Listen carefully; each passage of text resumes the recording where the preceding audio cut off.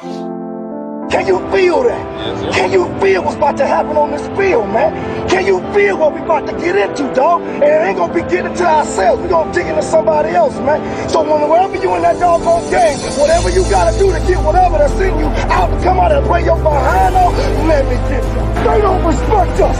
They don't know what let's dominate this thing. Hold in on 3. 1, 2, 3, hold it. All About the Birds welcomes you to the live pregame show. What is going on, everybody? Happy Eagles game day. We are the All About the Birds pregame show here live from the West End as the Philadelphia Eagles are home today against the Kansas City Chiefs. I am one of your hosts, Chip Keggy. Joined on this side is Jeff Warner, Johnny Uleka, and Mike Bauer over there. We are live, as we said, here from the West End, normally only on away games. But you know what? There's nothing like coming home, gentlemen. How we feeling this Sunday? I'm feeling better than you guys. I know that. Do we really have to ask that question? We do have to ask that question. Angry. Very angry. Thanks for asking. No problem. So as a reminder, for the people in the bar, there are QR codes all over the place where you can follow us on our social medias. We have some helmets on display. These are not for sale, not for giveaway, but they are made by our good friend Matt Templin. At Templids, there are business cards in front. Make sure you check them out. And as we said, we will be giving away lots of Penn State gear today. So, gentlemen, here's the deal. It's the first Sunday in October. The Philadelphia Eagles have an absolutely dismal record, which we knew was going to happen. And they're going up against a team with the same record, but in a very different place. So, understanding that both teams are 1 and 2, the Philadelphia Eagles 1 and 2 looks a lot different than the Kansas City Chiefs 1 and 2. So I'm going to give each of us a chance to kind of talk a little bit here. Mike, what do you want to see out of the game today? Run the ball, please, Nick Sirianni. This is ridiculous. You have a running back who's averaging 11 yards a touch last week, and they gave it to him 3 times. I think they threw it to him twice, maybe. This is terrible. Yeah, a total of 5 touches. How do you justify this? You cannot justify giving Miles Sanders the ball 5 times. I'm sorry, 4 or 5 times. It doesn't matter. It doesn't matter. Run the ball twice. He carried the ball twice and caught 3 passes. Okay, he needs 20-plus touches. You have to make it simple for Jalen Hurts. Jalen Hurts is not a guy that could put a team on his shoulder yet. You just have to make it easy for him. Yeah, and one of the biggest issues is having the fact that Miles Sanders on one of his 2 touches broke off a 20-plus yard run for you to completely abandon the run game. I mean, one of the things we're going to talk about very early on in today's show is the key inactives for the Philadelphia Eagles and what that could mean for the offensive game plans. But you can also talk about the key inactives for the Chiefs that we I'm not going to do that. The Kansas City both. Chiefs are in a you know what? Mr. Positivity over here, Johnny, you talk about all the positive things you see for the Philadelphia Eagles today. No, you talk about needing to run the ball. And we all know that's evident. They need to run the Yes, football. they do. You have Miles Sanders and Kenneth Gainwell. You need to run the ball. The thing with the Kansas City Chiefs they're one of the worst run defense. They give up 5 yards per carry. Okay? They're missing Frank Clark. Willie Gay still on IR. They're missing Travaris Ward, and they're missing Rashad Fenton. So they have a ton of players that are out. None of that matters. It doesn't matter. It doesn't matter. Look. Here we go. Spazzy Jeff up in here. Let's go. We said the same thing last week about them going up against the Dallas Cowboys. They were without DeMarcus Lawrence. They were without Larrell Collins. They were without whoever. Larrell Collins plays offense, though. Tell me who on Kansas City, on that defense, you're scared of, because they don't have a Micah Parsons. They don't have a Trevon Diggs. They don't have Jalen Smith, Leighton Vander Esch. They don't have those type of players. Those players aren't in this game.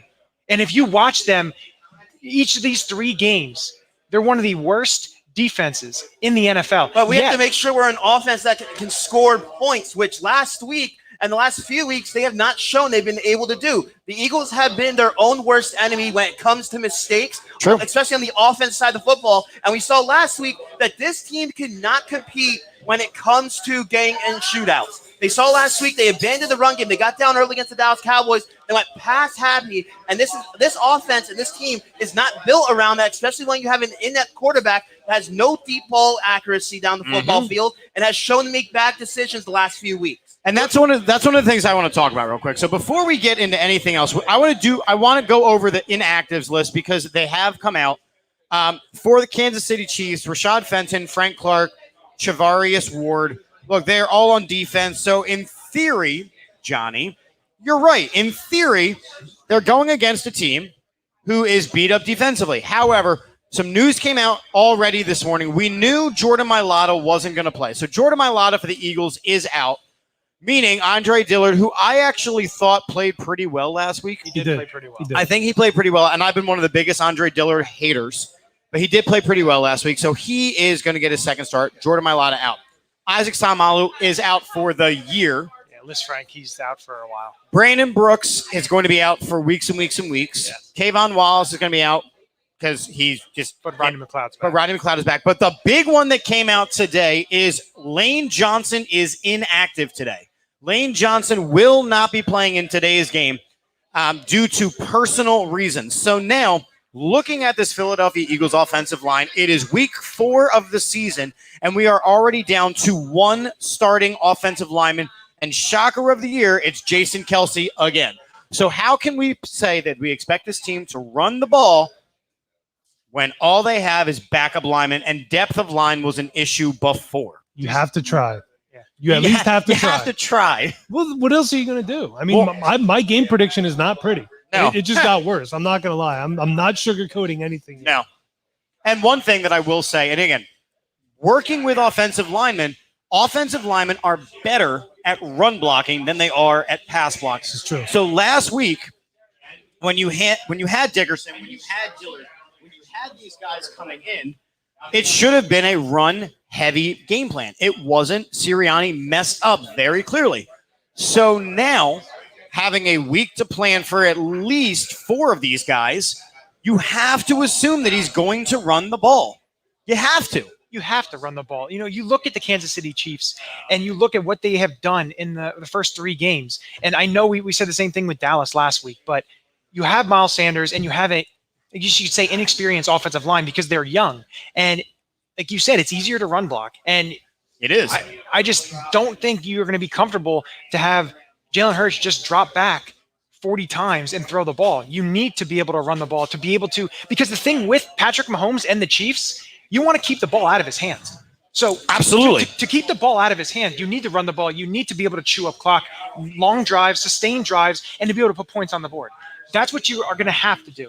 Now, unfortunately, they were able to, the first home game they had against San Francisco, they got into the red zone. It's just the missed opportunities killed them. But that's what they have to do. If they want to win this game or be close in this game, they're going to need to put up points. They're going to need to be able to keep the ball out of Patrick Mahomes' hands because that offense is absolutely deadly. It's lethal. It's so many playmakers on that side of the ball. All right, Jeff, I'm sitting next to you here, and you've heard everything. Here's my question. What are you expecting today? Whether it is game plan wise, whether it is intelligent of play calling wise, because that's been my biggest thing. If you look at the first couple of games of the season, I'm torn deciding between who's the bigger problem, Jalen Hurts or Nick Sirianni. Who's the bigger issue here right now? Right now, it's Nick Sirianni. Back-to-back weeks with a bad game plan, knowing what your quarterback strengths and weaknesses are. We know with Jalen Hurts, and look, we can criticize Jalen Hurts all we want, that he might not be the franchise quarterback for this franchise right now. But based on what he's shown, he's not. Yeah, after 3 games, you still have to look to the head coach. The head coach is the one that needs to put his players in the position to succeed when it comes to their game plan. And passing it 50, 40, 50 times each week is not Jalen Hurts' strength. Yeah, I understand they want to try to get the connection. They want the deep ball. They want to work with Jalen Hurts and Devontae Smith working on that chemistry. But if you're here to win football games, why are you taking the ball out of your best playmaker's hands with Miles Sanders and putting the pressure on your young quarterback? My only thing with that, with the game plan aspect, is if looking at the game against Dallas, Devontae Smith was open a lot of times. It's called, when the quarterback's not, progressing on the defense, not being able to read the receiver, read the routes, read the defense, and not able to get the ball out quick enough to your playmakers when they're open. Yes, the game plan is going to look a lot worse than it really is. And that's another thing. Unfortunately, the coach is going to get a lot of the heat when the quarterback isn't playing well, because basically the quarterback and coach are tied. Quarterback plays well, the coach looks good. Quarterback doesn't play well, the coach looks bad. That's how it is. And, unfortunately, he missed a lot of plays on the field. And I'm not excusing Jalen Hurts, but you saw what worked week 1. You saw those short slants. You saw the bubble screens. You saw getting his playmakers with speed in open space. We did not see that the last 2 weeks. Teams are adjusting, which means the coach is going to have to adjust. And that's what we're going to need to see these next couple of weeks. And speaking of the coaching, I think the thing that bugged me the most about Nick Sirianni's talking this week is him saying, well, I count RPOs as our run plays. So if you look at it that way, then our run plays were right up there with our pass plays. No, they weren't. You put the ball in the gut of Miles Sanders 2 times. 2 times. That is inexcusable. And look, what I think we've learned is Jeffrey Lurie is only going to hire coaches that pass the ball. We've seen that now since 1999. He's only going to hire coaches that pass the ball. And there is passing the ball, ignoring the run game. And there is, why do you even have a running back on the field? If I'm Miles Sanders after last week, I'm going into Lurie's office and saying, trade me. You are not going to use me. I'm not changing to a number 88 number where I'm a wide receiver. Trade me. This is useless. I'm wasting my prime. I said, it's not something that they're going to do. And I understand like the frustration aspect of it. And, and that was one thing that was evident with me and just frustrating was everyone wants to fire everybody. It's the fire everybody aspect. And again, I mentioned it on our show. I mentioned it on a couple of different. I was on a different show too. Back in 1999, after Week 3, Eagles lost 26-0. They looked terrible in the newspaper. It was, does Andy Reid know what he's doing? Sure. Unfortunately, we have to see if he can grow. We have to see if he can, in terms of Nick Sirianni and this offense, be able to adjust and to be able to be creative and to be able to, they have to score points. We want to see offense, we want to see fun, but you can't always pass the ball. I know Jeffrey Lurie wants to pass the ball. It's been evident. But my feeling on it is the run always sets up the pass. Always. No matter what team it is. And, you have teams right now in the Bucks and, the Chiefs right now who can score a lot of points, but they don't run the ball. Right. Again, it's going to hurt you later in the season. That's why running the ball is so crucial. But they have the running backs to do it. But again, you also have on those teams that you mentioned Hall of Fame caliber quarterbacks. Jalen Hurts is not that guy yet. No. And I don't think he's ever going to be, quite honestly. So again, we are the All About the Birds. This is our preview game. Normally we only do away games, but we are at the West End in Quakertown. Shout out to the West End. Shout out to Bud Light for the sponsorships. Shout out to all of our great sponsors. We're going to continue working our way as we approach game time. We are about 50 minutes away from game time. Weather-wise, it's not going to be a concern. It's 83 and sunny. It is a gorgeous fall October day. The line is that Kansas City is going to win by at least 6.5. I would be shocked if it is that close. And the all-time series is tied at 4-4 with Kansas City having won the last 2 contests. Again, these 2 teams are at very different spots. Let's take a second here and talk about the elephant in the room. And I should actually say the walrus in the room. So Andy Reid is coming back to the Lincoln Financial Field. See, I know, I had to do it. Tusk. Anyway, so the walrus in the room, he left the game early last week. Or I should say he skipped his post-game press conference. He was dehydrated. Too many Diet Cokes, not enough water. Listen, he just likes Snickers bars, okay? That's what he goes for. But yeah, so Andy Reid, look, I think that Philadelphia fans, they had a love-hate relationship with him because they loved how much he won and hated that he never won the big one. Eventually, he lost the locker room and was fired after a couple of really down seasons, and it was the right time for him to go. This is not his first trip back to Lincoln Financial Field. What is the reception going to be for now Super Bowl champion winning coach Andy Reid? Mike, what do you think? I don't know. I'm not going to be there. It's probably going to be pretty. It's probably going to be pretty warm, I would imagine, because, Johnny, you said you were born in what, 2001? No, 91. Sorry, something like that. So you don't remember the end of the Rich Kotite era and the Ray Rhodes era and stuff like that, which I do. My dad and I sat. The guy that got me in the Eagles football is right here. Dad. Mike's dad's in the house. What's going on, Mike's dad? Hey. Thanks for coming out.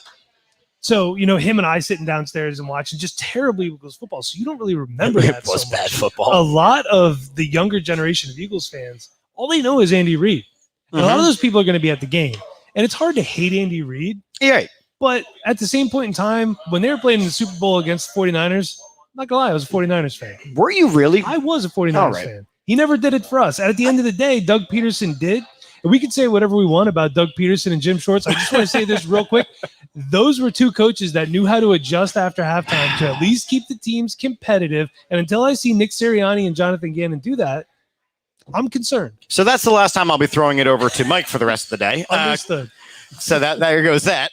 Johnny, what about you? What are your thoughts on the Andy Reid era? Him coming back here, you know, what level of welcome do you expect from these well-rested Philadelphia Eagles fans? I think they're going to cheer him. You know, Okay. I think it's been long enough, and you know they cheered him in 2013 when he came back, and they're going to cheer him. And this is my opinion on it. And you know, I was one that I didn't like seeing him leave, but I understand why he had to go. You know, everything with that, but you know, it's got to be cheers. I don't think I agree. So that's just my feeling on it. I tend to agree. What do you got? Yeah, this is the winningest head coach in franchise history. He's the one to help put Philadelphia on the map and turn this ship around after a lot of bad 90s years. So it's like Johnny said, it's a long enough time. He helped put Philadelphia in winning mode. We understood why it was time for Andy to Reid. And look, we still cheer for Andy, except when it's against our Eagles. When he walks out of that tunnel, they'll give him a standing ovation, clap for him. But once that clock starts running and that whistle's blown, all bets are off, and they're going to be, of course, rooting for him to lose. All right. So, Hey, Chip, can I just ask a question real quick? Sure. So we see what they're doing in Kansas City. They have Tyreek Hill. They had Kareem Hunt before he had that issue. They got Travis Kelce. They got 2010 Eagles. Well, what I'm saying is the fact that Andy Reid never had that success of winning a Super Bowl here, is that an organizational failure or is that a coaching failure? Because we sold our soul for that Super Bowl. We did. We are paying for it big time. Oh, now. for sure. I don't know. I mean, look, a lot of stories have come out about Jeffrey Lurie and him dabbling in the kitchen rather than him just owning the restaurant. If I'm going to go with a big restaurant analogy there. He's watched a lot of Chopped. But I don't actually. I'm knowing myself, I stay out of the kitchen. I know where I belong.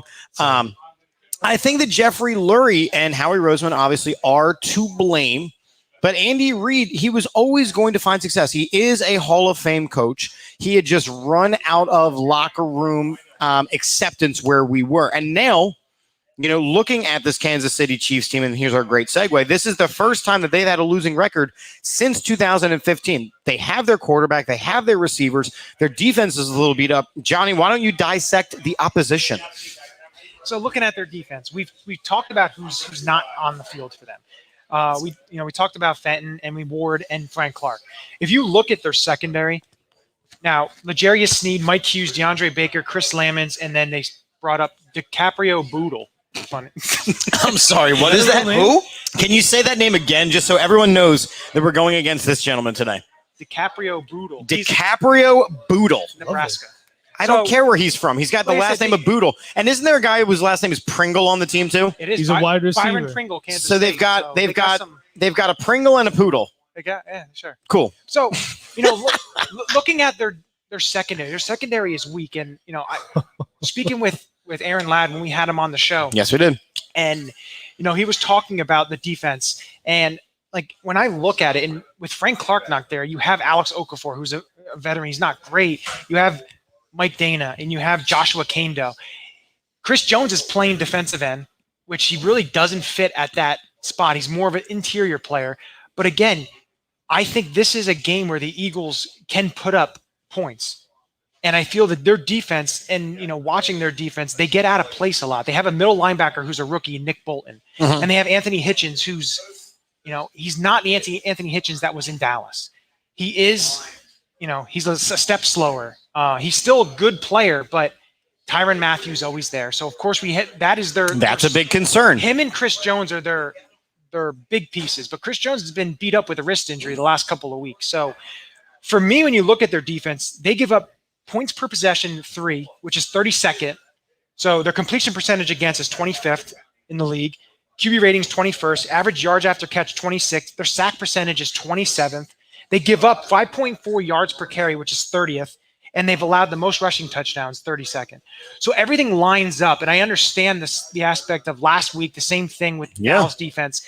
but everything is lining up here for you to have a good offensive game. But everything always lines up. And I think that for the Philadelphia Eagles, their best defense is going to be their offense keeping the Kansas City Chiefs off of the field. Exactly. No, you're 100% right. They have to be able to control the ball, be able to run the ball, to be able to eat up the clock and keep the ball out of the hands of Patrick Mahomes. And that's the way you beat the Chiefs. Plus, the Chiefs also have been turning the ball over. If you can get turnovers, and that's the way you're gonna win, is if you can turn the ball over, if you can get an interception, a fumble, to be able to give your offense more possessions, that's gonna be successful for you. And it's proved to bite Kansas City in the butt the last 2 weeks against Baltimore and against the Chargers.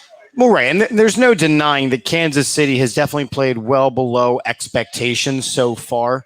But it's October. Are they going to start getting hot at the right moment? So, I see on our keys to the game, we have Clyde Edwards-Helaire catching fire. Last week, he had 17 carries, 100 yards. But he's also fumbled the last 2 games.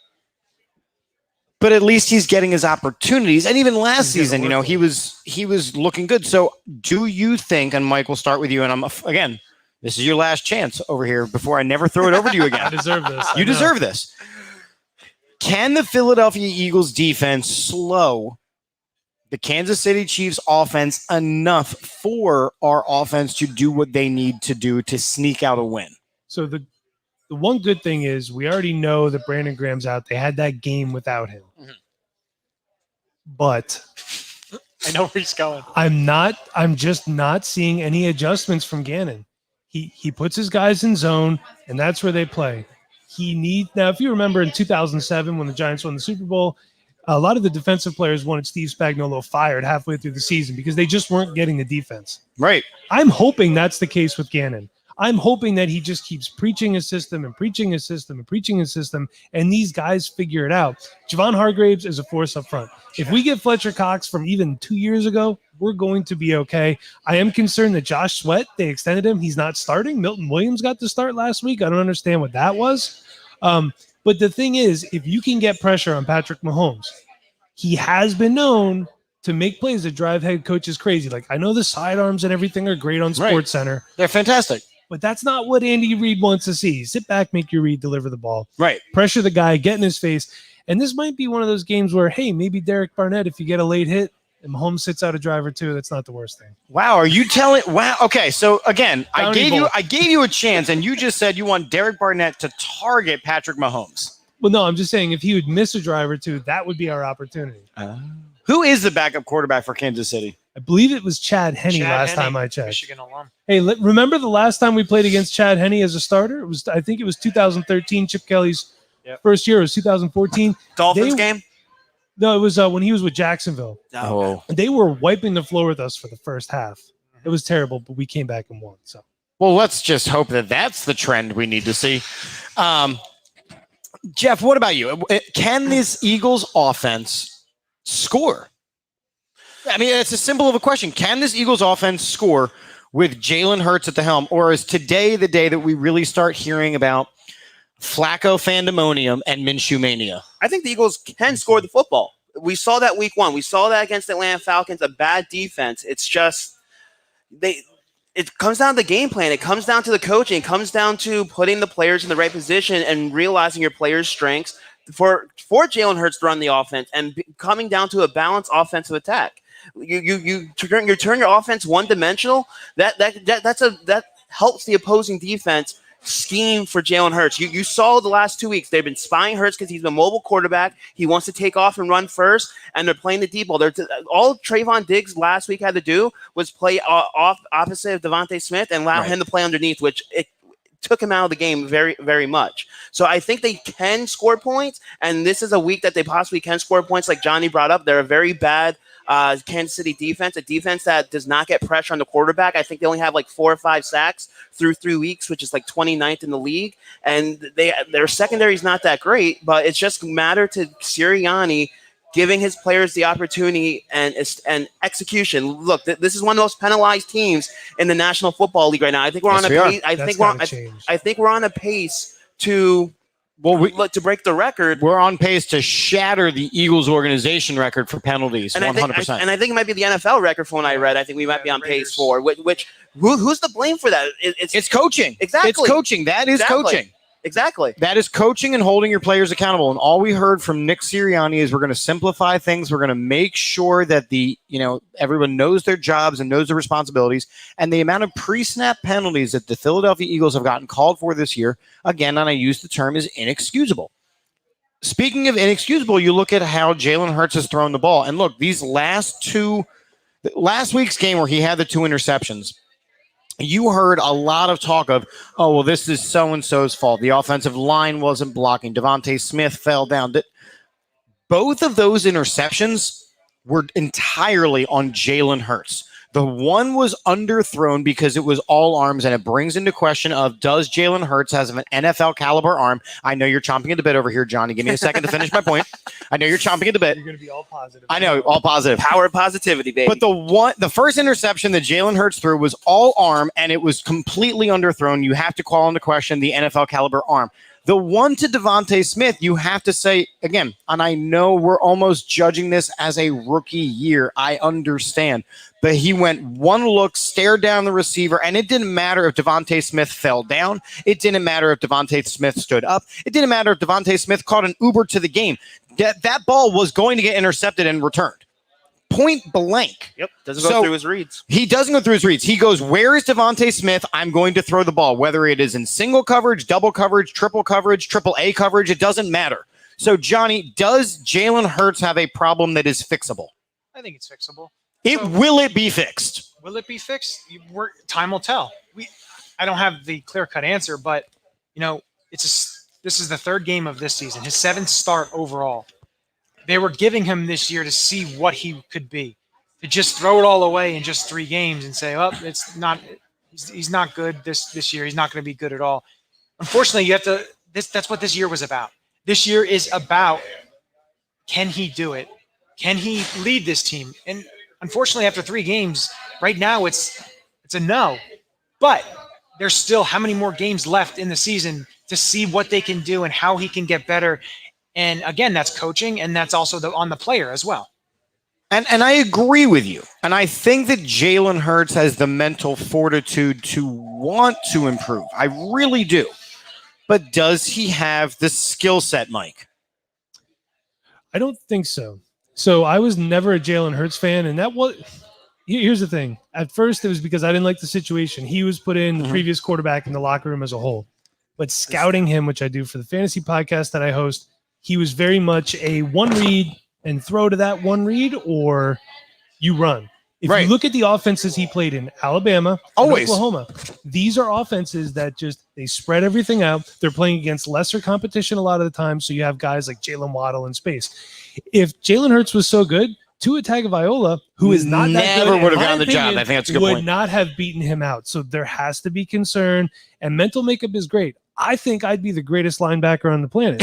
If you put me there right now, I guarantee Boston Scott would run me over like I wasn't even there. I want to point out that you said the whole greatest linebacker on the planet thing, and your dad almost choked on his lunch. Yes. My dad, in all fairness, he did see me play linebacker when I was younger, so he can attest that I was actually pretty decent. But the thing is, in this offense, I was told that you actually played like Nate Gary.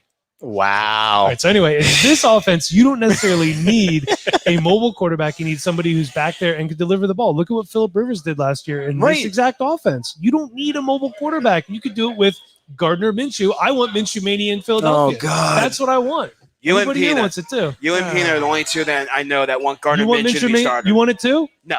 Peanut does. Peanut does. Peanut? Where's Peanut? So you know what's up. I know he's watching. I understand the logic behind getting a Gardner Minshew, and you got him ready for this joke. You got him for peanuts. But the fact of the matter, is that once again you have allowed the fan base to have the what if girlfriend, the girlfriend on layaway. In this situation, it's Minshew mania. Look, we got Joe Flacco to do the job of the backup quarterback. Why was that not good enough this offseason? He's toast. Yeah. I know he's toast. Just like he might be worse than Ben Roethlisberger. Well, he might be better than Ben Roethlisberger. That's not saying much. I mean, it's definitely not saying much. Look, I think that the calls for everything to drastically change with, Johnny, I agree with you. The let's fire Sirianni, it's way too early for that. The let's replace Jalen Hurts, it's way too early for that. All of these things, it is too early for. You have to give things a chance to develop. And again, as we have said over and over again on this podcast, this is a development year. You are not going out to make a run at the FC East title. Yes, it's within grasps because it's the NFC East, but that is not what you are doing this season. And if that's what you're looking for, then you're going to be disappointed. Do they get better each week? And that's where I have my problem, because this Eagles team has gotten noticeably worse from week 1 to week 3. Well, because we're playing better competition. Correct, but they've still gotten worse. And it's not like, oh, well, they just beat. It's not like the competition is winning. They are beating themselves. Well, I agree with the 49ers, but this week, the Kansas City Chiefs, they're a team that has been a Super Bowl contender week in and week out. They are kicking themselves in the foot. They're the ones that are making their mistakes. So that's the reason why they're losing football games, because of penalties and because of turnovers. The Eagles are losing because they're just a bad football team. They are. True. They're a bad football team, and that's what I'm talking about with the injuries. Obviously, once again, that's become the Philadelphia MO. Yep. The penalties, especially the pre-snap penalties, they're beating themselves. The play calling, they're beating themselves. This Philadelphia Eagles team, yes, they are losing games, but they are also losing to themselves, and that's where I, as a fan, as a podcaster, really struggle here, because I want this team to do well. But until they fix the things internally, it doesn't matter who shows up. It doesn't matter who shows up in front of them. They're going to lose or find ways to lose. Good teams find the way to win. Bad teams find a way to lose. So the one way I'll put it is, do you remember 2016 with Doug Peterson? Mm-hmm. So they start out 3-0. And then, of course, they lose a bunch of games close because they just weren't good enough.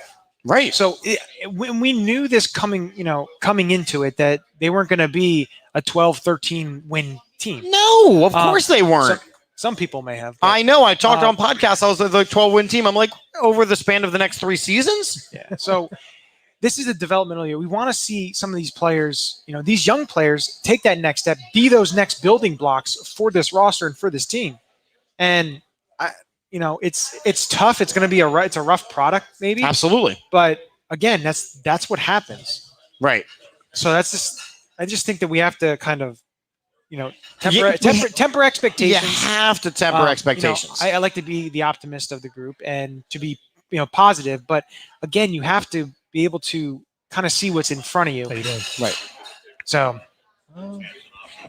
again, No, those aren't being raffled. right. So again, we are the All About the Birds podcast. We have a lot of stuff going on here. The helmets that you see on the table they're just for display, but the business cards in front, you can actually get them personalized yourself. If you're interested, that's the company. That's Matt Templin at Templids.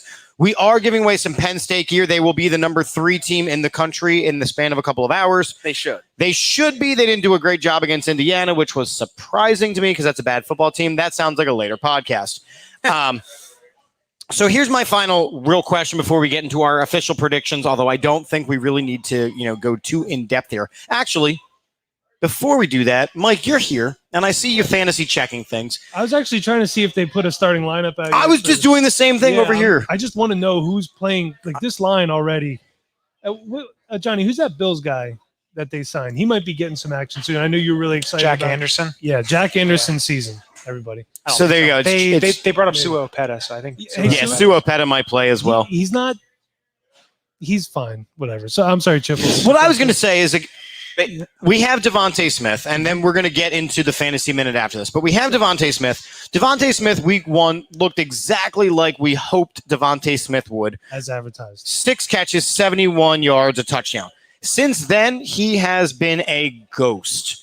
And it leads a lot into the idea of, if we had gotten Justin Jefferson last year, then it would have been the same issue. You do not have the ability right now to throw the ball to a number 1 guy. So is Devontae Smith's drop-off in production due to the fact of the quarterback play, the fact that the game planning is happening around him, or just that he is still not good enough as now entering his 4th NFL game? I think he's good enough. It's going back to what Jeff said. We're just a bad football team. We're a bad football team. Because you look at what Jamar Chase is doing out there in Cincinnati. He's smashing. T. Higgins last year was great also in Cincinnati. Look at what a lot of these young guys do across the league. Justin Jefferson's the exemption to that. If Justin Jefferson would have gotten drafted in Philadelphia, buddy, I'm looking right at the camera, everyone at home, we would have ruined him just like we ruined Jalen Reagor. Okay? That is the honest to God truth. Devontae Smith was my number one wide receiver coming out of the class, and he still is because I think his game, he's going to be a big PPR point per reception. He's going to be catch, might get hit right away, might go down right away, but he's really short-handed. He's just a rookie. He is just a rookie. But you mentioned T. Higgins, you mentioned Jamar Chase. They have a good quarterback throwing them the ball. You've got a quarterback that can throw the ball. Jalen Hurts is not a quarterback that can throw the ball. That is everything that I have seen from college to pros to get this kid. Jalen Hurts does not have an NFL caliber arm yet. And again, Johnny, I can feel you clenching up over here. Is Devontae Smith's drop-off in production due to the defense's understanding or due to the quarterback not doing what he's supposed to do? I think it's a mixture of both. Okay. Jalen Hurts had Devontae Smith open numerous times, and it's just getting the ball out quick enough in space to be able to, get him those catches, get him those yards, and he missed those opportunities. Right. But I think Devontae Smith, as the year goes on, you'll see, the production up. I think he's going to have a very solid season. But again, Jalen Hurts behind center, being the signal caller, being the quarterback, has to be able to get him the ball and get him the ball in space. When he's, everyone's talked about his route running and everything like that, but he's getting open, and he got open against Dallas. He just wasn't thrown. The ball wasn't thrown to him when he was open. It either was through too late, too late in the route, not early enough in the route, and unfortunately, that's got to change, and that's where we need to see the progression of Jalen Hurts, and we need to see him getting better because, you have to get your playmakers the ball, whether it's Quez Watkins, whether it's... Who's looked really good, by the way. Quez Watkins has been the best wide receiver that the Philadelphia Eagles have, without a shadow of a doubt. You see that catch last week where he went up behind the defensive back? It was great. He was aggressive, and he wanted the ball. The ball was underthrown, Johnny. Wait, where was the ball? Jalen Hurts doesn't set his hips right. If you watch, he keeps his hips way too narrow. What people don't realize is as a quarterback, you don't necessarily need to have the best arm, but you have to have a solid base. It's like a retaining wall. The base has to be solid for the rest of everything to work good. And that's another reason I didn't like Jalen Hurts coming out. Well, and the thing is, if you listen to what Nick Sirianni said during the summer, he said, we got to fix his feet. We got to start from the ground up, and the feet haven't been fixed. How long has Nick Sirianni been the head coach of the Philadelphia Eagles? March, April? Yeah.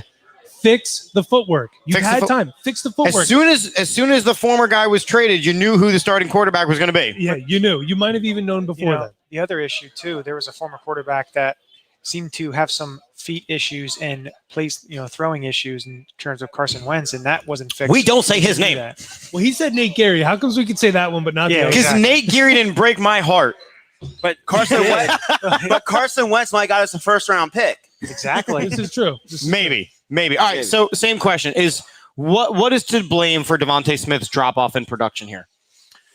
I think it's the game plan, and like you said, look, Jalen Hurts ain't playing well, but when you're an offensive line back there, you got a good point. Yeah, I'll say the offensive line, like the gentleman back there said, they're not giving Jalen Hurts enough time. But even when he is given time, he's always, like you brought up, Chip, he continues to eye Devontae Smith. Devontae Smith has basically been the focal point of this offense from what it seems, which I'm hoping today we see more of that 12 personnel. We see more of Zach Ertz and Dallas Goedert, probably your best two pass catchers on this offense right now that have shown in the past that they can produce. I'm hoping the game plan, you can get them more involved, get that running game out there, and it takes a little bit of pressure off Jalen Hurts trying to find Devontae Smith always, because he's a guy that's not going through his progressions. He's making bad decisions. He's throwing in the double coverage. It's not good. It's not good. I think that's the only way to say it. What Jalen Hurts has put on the field through the first 3 weeks of the season is not good. No.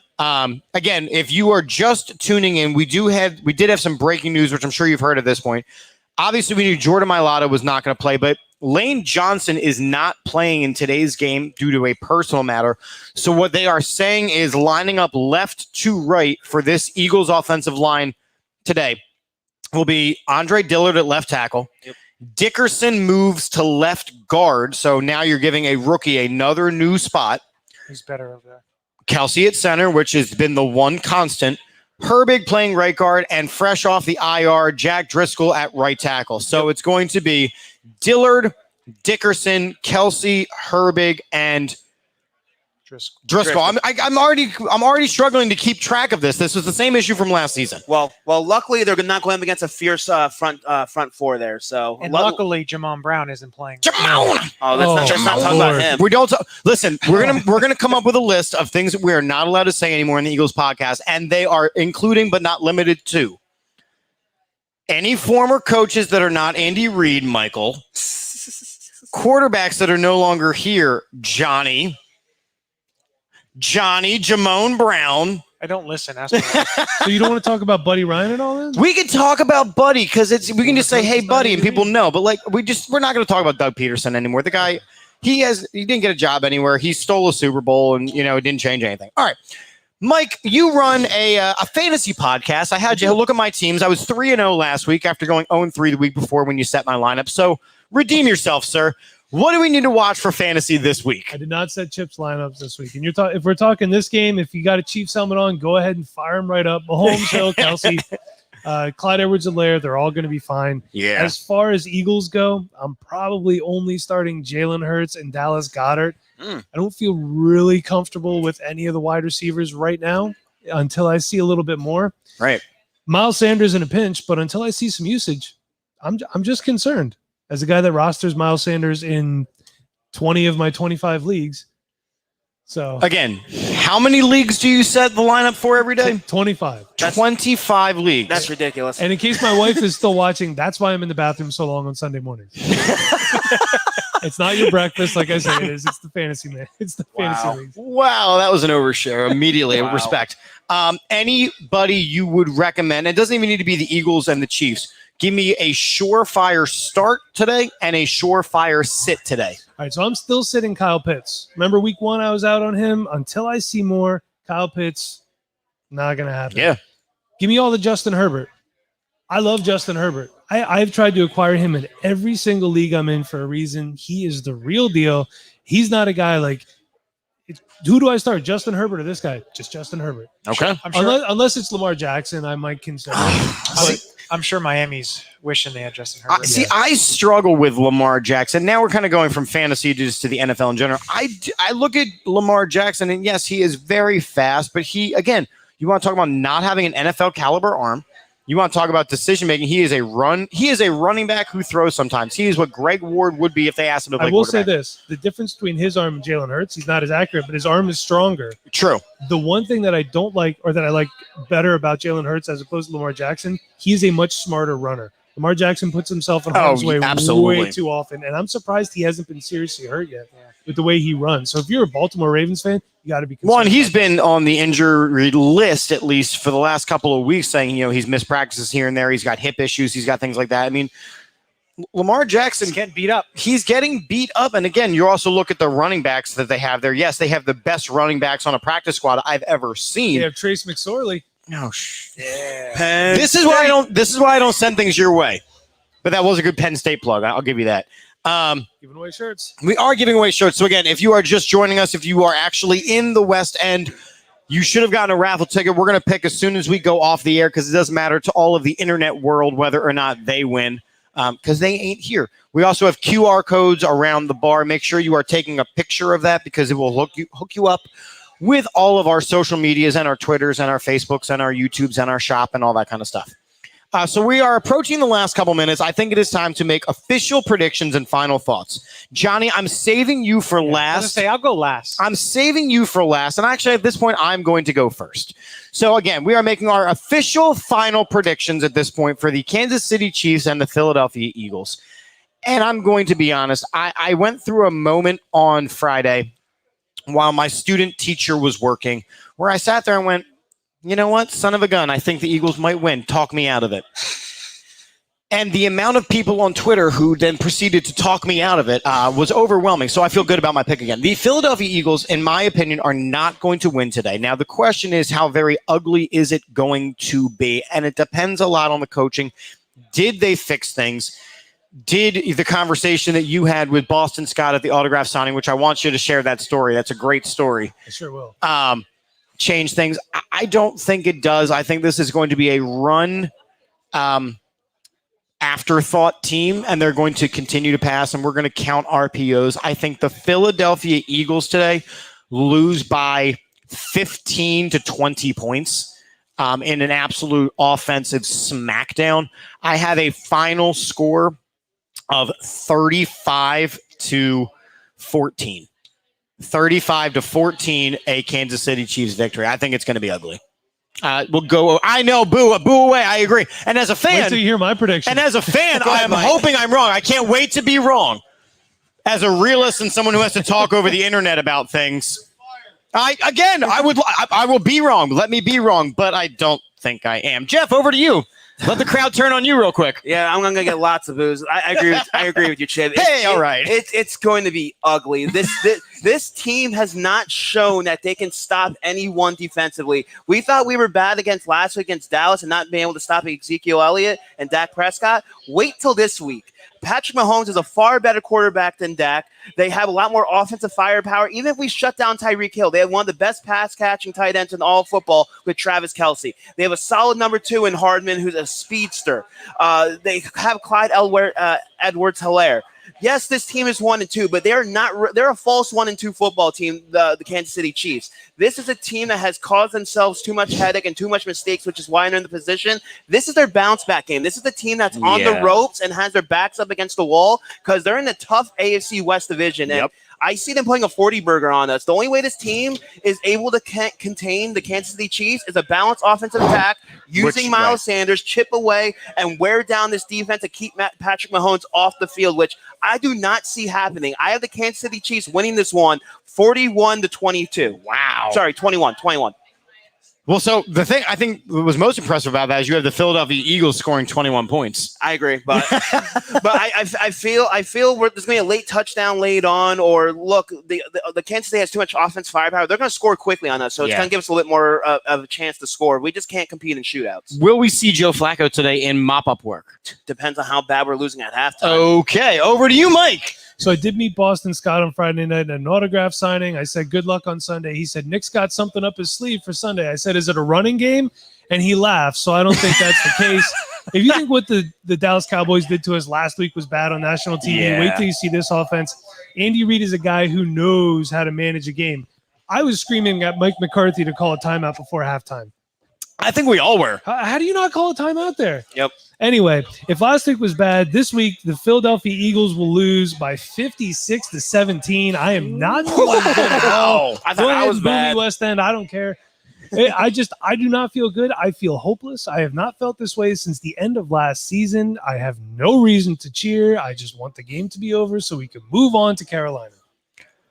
Again, for those of you keeping track, I was the nicest out of everybody, so you will take your booze and you will swallow them down because I was the nice one. I deserve it. It's fine. I can take it. Jeff has them hanging a 41 spot, and Mike says the SmackDown already started, saying 56 to 17. I think the link will be empty by...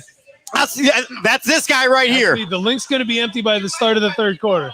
I'm telling you. So it's not going to be pretty. We saved Johnny for last because Johnny... More so than just being an Eagles fan, Johnny has known hurt because he's also a Mariners fan. So I'm going to turn it over, and I'm now going to start dubbing you Wrong Johnny. So go ahead, Wrong Johnny. What's your prediction? So first, before I make my prediction, I want to give a shout out to my daughter Nora. She's watching. Hey, Nora. She likes me to give her shout outs. What's up? Hi, Nora. What's up? I'll see you later. So the reason I'm going to be a little positive here is I detailed the defensive struggles for Kansas City. And I think the Eagles can use their matchups to an advantage, and they can score on this Kansas City defense and to control the game and keep the ball out of Patrick Mahomes' hands. And my prediction for the game, I have the Eagles 33 and I have Kansas City 30 because you got to believe. Listen, Mariners, get this out of here. Believe. I'm sorry your Red October isn't red. Oh, it's red with the blood. Of Jojo. Anyway, so he'll be back too. I know he will, and he should be. I mean, I have to pump my Mariners. Come on, it's been 20 years. So you are the only one of the panel who thinks that the Philadelphia Eagles are going to eke and sneak out a victory against Kansas City. I hope he's right, to be honest. Again, I hope he's right too. I would like you to be right. Realist. Yeah. Is this your realistic prediction or your you gotta believe prediction? Just what I've seen with Kansas City's defense. I texted Mike. I watched some film on Kansas City and watched them what they do, and I think the Eagles can attack that defense and they can score points. And I feel like they can score points and run the ball and keep the ball out of Patrick Mahomes' hands. They can win, but they also, if they win, they need to have at least 1 to 2 turnovers. And that's which big. they haven't been doing. They have not gotten turnovers, and even when they do, Derek Barnett gets called for a penalty, and the penalty comes back. How does he not? He's got to clean that up.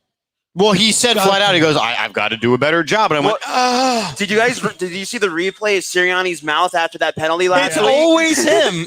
It's always him. And you know what? Sirianni's got to watch too. Like if you're saying stuff on the sideline, there's cameras and microphones everywhere. Cover your mouth. I see you. The locker room doesn't like stuff like that. I see you. It's just that's a hot-headed, inexperienced rookie coach. I mean, that's what it comes down to.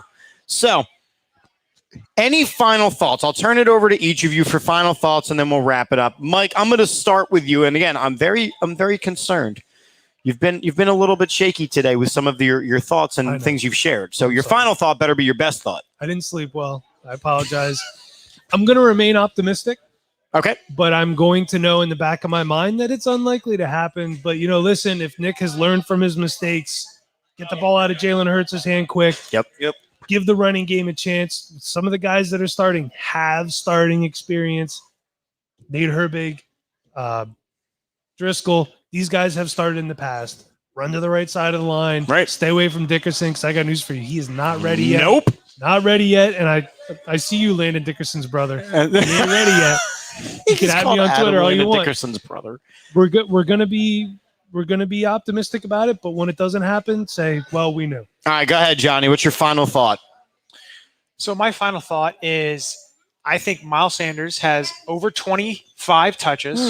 Touches, not carries. I can see touches. I can see touches. I'm going to go touches. There is a very clear difference, as we have learned. I understand that. But how many touches did he have last week? 5. Exactly. So he's going to have 20 more. And I think he's going to have over 100 yards and 2 touchdowns. Okay.